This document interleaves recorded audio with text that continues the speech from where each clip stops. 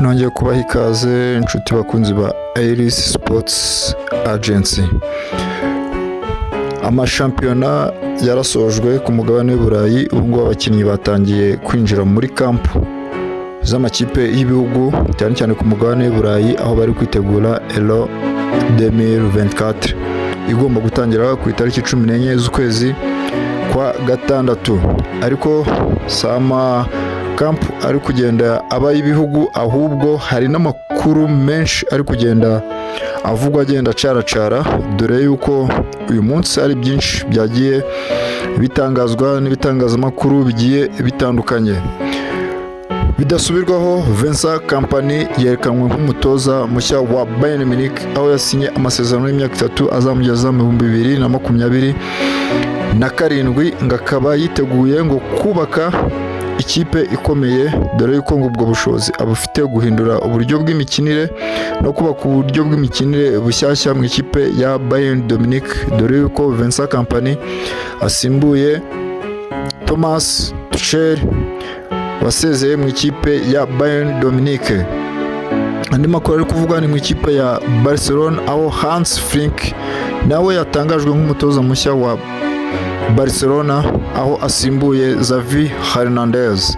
Hans Flick akaba yavuze ko yishimiye kuba aje muri Barcelona nka club nziza kandi idasanzwe. Akaba yavuze yuko ifite ishuri ryiza rya La Masia, rimwe ngo mu mashuri akomeye ku isi, kandi ngakaba yiteguye kudevelopa cyane cyane impano ziri muri La Masia. Andi makuru ari kugenda avugwa ni isezera ry'umukinnyi Kizigenza wamenyekanye cyane mu ikipe ya Juventus. Uwo nta wundi ni Leonardo Bonucci akaba yasezeye umupira nk'ababigize umwuga, akaba bimwe bakunze kwita ngo yamanitse godiyo, dore yuko muri sezo dusoza muri uyu mwaka 2023-2024 yakinaga mu ikipe ya Fenerbahce, aho yaravuye mu ikipe ya Juventus.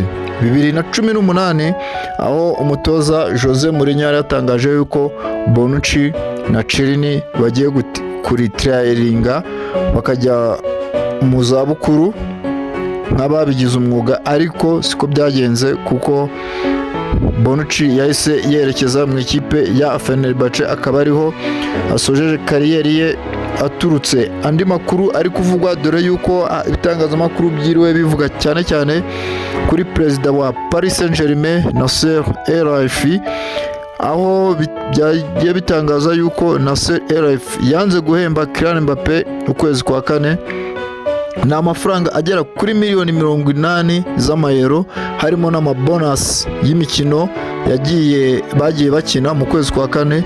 Nasser El-Khelaifi akaba akomejwe cyane kubabazwa n'uburyo Kylian Mbappé asohotse mu ikipe ya Paris Saint-Germain batamugurishije. Tubibutse yuko mu 2022 ikipe ya Real de Madrid yahaye miliyoni 200 z'amayero ikipe ya Paris Saint-Germain irazanga, ubwo Kylian Mbappé yarasigaje umwaka umwe kugira ngo ajoining ikipe ya Real de Madrid, ariko Nasser El-Khelaifi arazanga. None Kylian Mbappé yongera amasezerano y'imyaka 2 ikaba irangiye, akaba agiye mu ikipe ya Real Madrid ari free. Ni ukuvuga ngo Nasser El-Khelaifi bikaba byamubaje, aho ukwezi kwa kane atigeze guhemba umukinnyi Kylian Mbappé, ngo we ku cyifuzo cye yumvaga miliyoni 80 ikipe ya Real de Madrid yazi muhemba, ariko perezida wa Real de Madrid Florentino Perez akaba yavuze ko nta mafaranga yaha Mbappé, kuko Mbappé kugeza ubu ngubu ari free, ari umukinnyi udafite amasezerano. Bikaba bivugwa yuko yarangije kumvikana na Real Madrid, bakazaba bazamuha miliyoni 150 za installation. Bivugwa yuko umukinnyi Kylian Mbappé yarangije kugura inzu ya miliyoni 11 z'amayero, inzu yabagamo Kaka umunyabrazil, inzu yaheruka kubamo n'umukinnyi Gareth Bale. Iyo nzu Kylian Mbappé akaba yamaze kuyigura miliyoni 11. Nasser El-Khelaifi akaba yakomeje kugenda avuga ibintu byinshi cyane, akaba uyu munsi yagarutse nanone ku kintu cya Super League. Yavuze ko Super League ko itakibaho kandi ko itazigera inabaho. Aravuga ati iyo nganiye na Perezida Laporta, ni perezida wa Barcelona, ngo nta kintu ambwira, arisekera gusa, ngo ntibigaragara ko rwose Super League itazigera ibaho. Impamvu ibyo byose ari kugenda bikora ni uko ahanganye cyane cyane na perezida wa Real de Madrid kubw'umukinnyi Kylian Mbappe ugiye kujya mu ikipe ya Real de Madrid. Andi makuru tukiri kuri Paris Saint-Germain, nubwo amasezerano ya Kylian Mbappe azarangira muri Kamena, ariko Real Madrid irateganya yuko igomba gutangaza amasezerano mashya ya Kylian Mbappe mu ikipe ya Real de Madrid mbere ya Euro. Ni ukuvuga ngo nubwo amasezerano ya Kylian Mbappe azarangira muri Kamena, ariko Real Madrid irateganya kuzatangaza amasezerano ya Kylian Mbappe mbere ya Euro. Biteganyijwe yuko Kylian Mbappe afite kuzerekanwa hagati y'amatariki 3 z'ukwezi kwa gatandatu n'itariki 6 z'ukwezi kwa gatandatu, cyangwa itariki 7, dore yuko ikipe y'igihugu y'Ubufaransa yinjiye muri camp ifite imikino 2 ya gishuti, aho umukino umwe uzaba ku itariki 5, undi mukino ukaba ku itariki 9. Bikaba bivuze yuko Kylian Mbappe bafite kumuha uruhushya agasimbukira Madrid kuri stade ya Santiago Bernabeu, bakabanza bakamwerekana mbere yuko Euro itangira, kuko Euro nitangira ikipe ya Real de Madrid izahita ifata indege yerekeza muri Leta Zunze Ubumwe za Amerika gukorayo pre-season.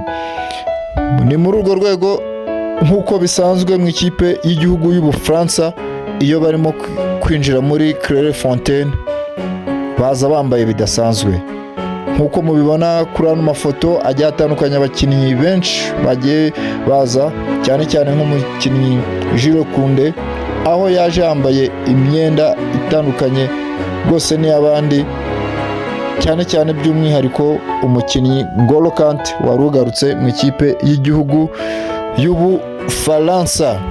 Hari amakuru menshi agenda avugwa amatransferi menshi. Nanone muri Chelsea hari kuvugwa amatransferi menshi, aho bamaze kwemera Enzo Maresca ko ari umutoza wa Chelsea. Batangiye kugenda barambagiza kugira ngo mumenye neza uko amatransferi ari kugenda akorwa. Mukomeze gukurikirana Iris Sports Agency, aragenda abageraho 5 kuri 5. Murakoze, turabakunda cyane. Utarakora subscribe, akora subscribe, kandi n'abamaze gukora subscribe mujye mureba mukurikirana ibiganiro byacu, birangire nuko kudushyigikira nuko kudutera inkunga. Turabakunda. Ciao ciao.